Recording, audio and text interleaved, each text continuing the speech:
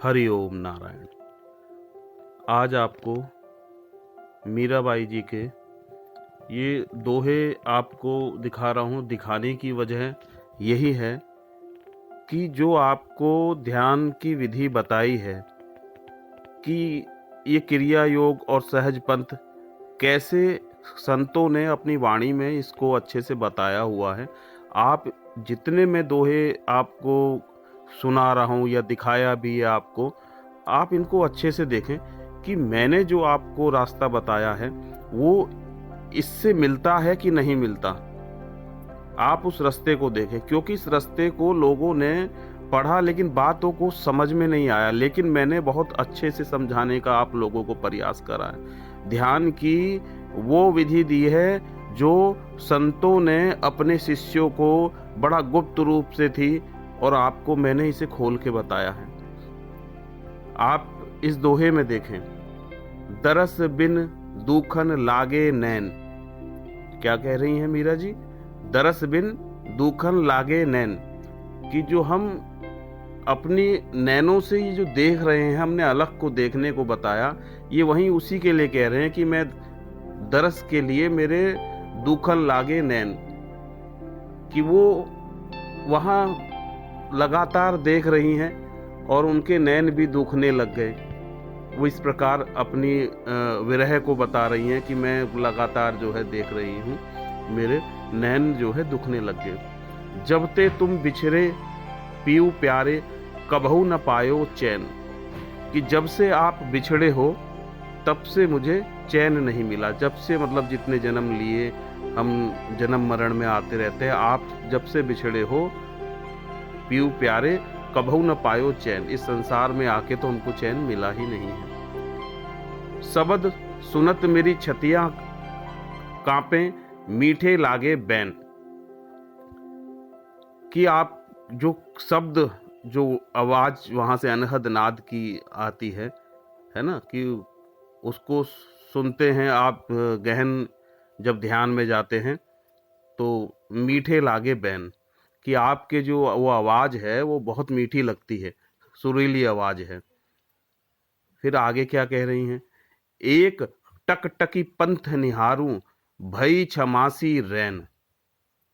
यहां भी देखो, इन्होंने कहा ना एक टकटकी पंथ निहारूं, तो वो नैनों से एक टकटकी यानी एक टक स्तब्ध होके, जो कि मैंने आपको बहुत अच्छे से समझाया है कि अपनी दृष्टि को एक टक यानी एक टक रखना है। तो यहाँ देखो इस दोहे में भी कितना अच्छा उन्होंने बताया है, एक टकटकी पंथ निहारू, भई छमासी रैन, बिरह बिथा कासो कहू सजनी, वह गई करवत ऐन, कि विरह की जो विथा है किससे कहूं सजनी, वह बह गई करवत ऐन, कि मतलब जिस तरीके से वो देख रही हैं, है ना, वो जो विरह है उनको पाने की, है ना, किस तरह उसको मतलब बयां करें। मीरा के प्रभु कबहू मिलोगे, दुख मेटत सुख दैन, कि हे मीरा के प्रभु, जो मेरे प्रभु हैं, जो मेरे अंतरात्मा हैं, कब मिलोगे, कब मेरे दुख मिटेंगे, कब मैं आपसे मिलूंगी। तो यहाँ उन्होंने देखो कितने अच्छे से इस चीज को बताया है, और मैं आपको सारी चीजें शुरुआत से बताता चला हूँ। यहाँ पर देखो कि उन्होंने नैनों के लिए साफ कहा है, तो ये नैन शब्द यहाँ इसीलिए यूज करा जाता है कि इन नैनों से ही हमको जो है उनको निहारना है ना, प्रेम भरी दृष्टि से जब हम उनको देखते हैं। प्रेम भरी दृष्टि यानी चारों ओर फैली हुई दृष्टि होती है वो आपकी। जब आप उस समय फैली दृष्टि से मतलब कुछ आप देख नहीं पाते, यानी कि जैसे ये खाली आकाश तत्व है जो आपकी आंखों के थोड़ा सा ही आगे है, आप कोई दृश्य ना देखें, इस दृष्टि को इस आकाश तत्व पे, खाली जगह जहां आपको कोई दृश्य ना दिखाई दे, वहां पर आप टिकाओ, दृश्य मत देखो, और पूरा का पूरा जो ये खालीपन है आप इस पे पूरा एक साथ देखो। यानी जितना बड़ा दृश्य आपको दिखाई देता है उतनी आपकी दृष्टि वहां तक जाएगी, लेकिन वहां उस दृश्य को ना देखते हुए आप इस आकाश तत्व को यहाँ पर अपनी दृष्टि को रखें।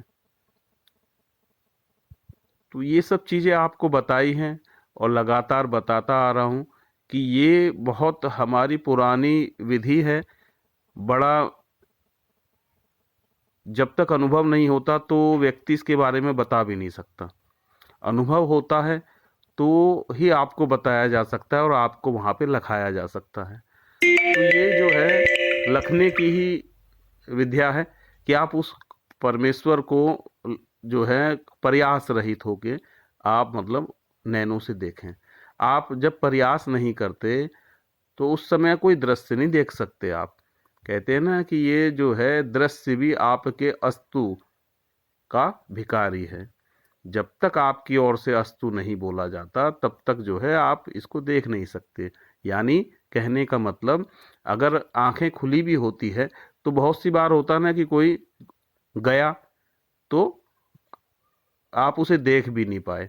कोई कहता भाई अभी तो मैं गया था, कि नहीं भाई मैं तो नहीं देख, क्योंकि आपका अस्तु का मतलब यही होता है कि आपकी ओर से देखना नहीं हुआ।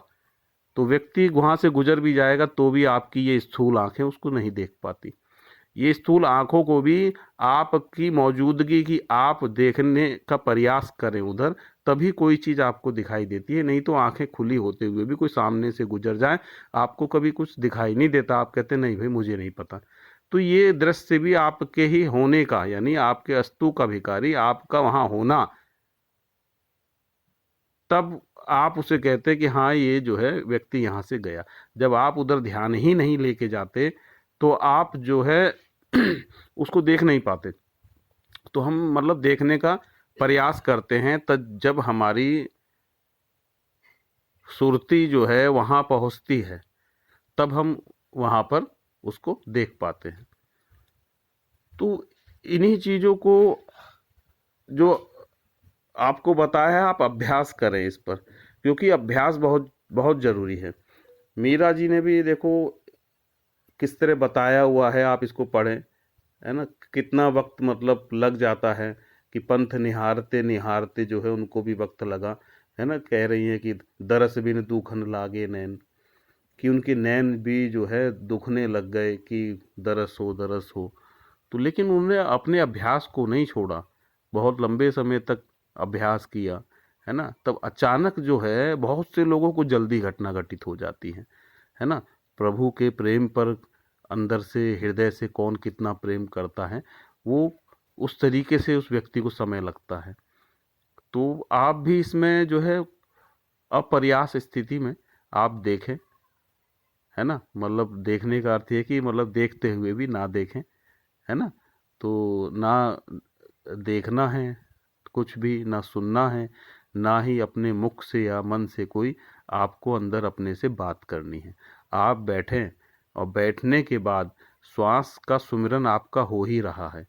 तो जब श्वास का सुमिरन होता है तो ये जो अवस्था होती है ये अंतर्मुखी बनाती है आपको, यहाँ अंतर पैदा हो जाता है। तो इंद्रियों के द्वारा जो है जो अंतर पैदा होता है, आप इससे जब इंद्रियों को आप रोक देते हैं तो ये अंतर पैदा होता है। जब ये अंतर पैदा होता है तो आपकी वृत्ति जो है अंतर्मुखी हो जाती है और स्थिर वृत्ति होती है, क्योंकि आपको रुकवाया ना कि आप स्थिर रहें। ये स्थिर वृत्ति है, स्तंभ वृत्ति बोलते हैं इसको, कि रुकी हुई ठहरी हुई वृत्ति से। क्योंकि जब तक आप ठहरेंगे नहीं, मन ठहरेगा नहीं, तो आप जो है बार बार इस मन के चक्कर में घूमते रह जाएंगे, आपको समझ नहीं आएगा। बुद्धि कहेगी भाई हमारे समझ में नहीं आया, बुद्धि फिर आके खड़ी हो जाएगी, फिर आके विचार खड़े हो जाएंगे, आप फिर परेशान हो जाएंगे। बार बार आपका मन कोई विचार करेगा, बुद्धि उस पर फिर दोबारा निर्णय लेना चाहेगी आप परेशान हो जाएंगे। इसलिए मन बुद्धि से अलग होके आपको लगना पड़ेगा बस। लेकिन होता क्या है, बहुत जल्दी चाहते हैं कि बस एकदम घटित हो जाए, एकदम घटित हो जाए। भाई आपके प्रारब्ध कर्म, आपके संस्कार कैसे हैं, क्या है, सब कुछ चीजें, आपकी प्रकृति कैसी है ना। सात्विक अगर आपकी प्रकृति है तो बहुत जल्दी भी घटित हो जाता है ना। सात्विक राजसिक से थोड़ा समय लगता है, तामसिक ज्यादा है तो उसको और समय लग जाता है, क्योंकि उसके मन बुद्धि और विचार वहाँ तक जो है सोचने की क्षमता उसकी जो है ना, मतलब चेतना जो है उन बातों को नहीं पकड़ पाती जल्दी, जहां हम कहना चाह रहे हैं। सात्विक बुद्धि वाला इन बातों को बहुत जल्दी पकड़ लेता है, इसलिए उसके संग जल्दी घटना घटित हो जाती है। राजसी और तामसिक जो मिक्स होते हैं, उनको जो है आता भी है समझ में, और थोड़ा फिर मन बुद्धि से विचार होके वो पूछते हैं, या फिर आगे उसमें बढ़ते बढ़ते बढ़ते जब राजसी थोड़ा हल्का होता है, सात्विकता बढ़ती है, तो उनको भी घटित होने लगता है, क्योंकि वो उसके लिए प्रयास करते हैं। तो इसलिए हमारा जो देह है, ये कैसा है, सात्विक, राजसी, तामसिक, इस पर भी डिपेंड करता है बहुत, कि आपकी चेतना जो मैं आपसे कह रहा हूं वो उस बात को अच्छे से पकड़ ले, समझ में आ जाए। जब बुद्धि की समझ में आ जाता है, अभ्यास करती है, तो बुद्धि शांत हो जाती है। उसे अभ्यास से ये पता लग जाता है कि हाँ, कि ये सही रास्ता है, तभी वो शांत होती है। तो मन भी शांत हो जाता है, क्योंकि अब बुद्धि कोई सवाल खड़े नहीं करती,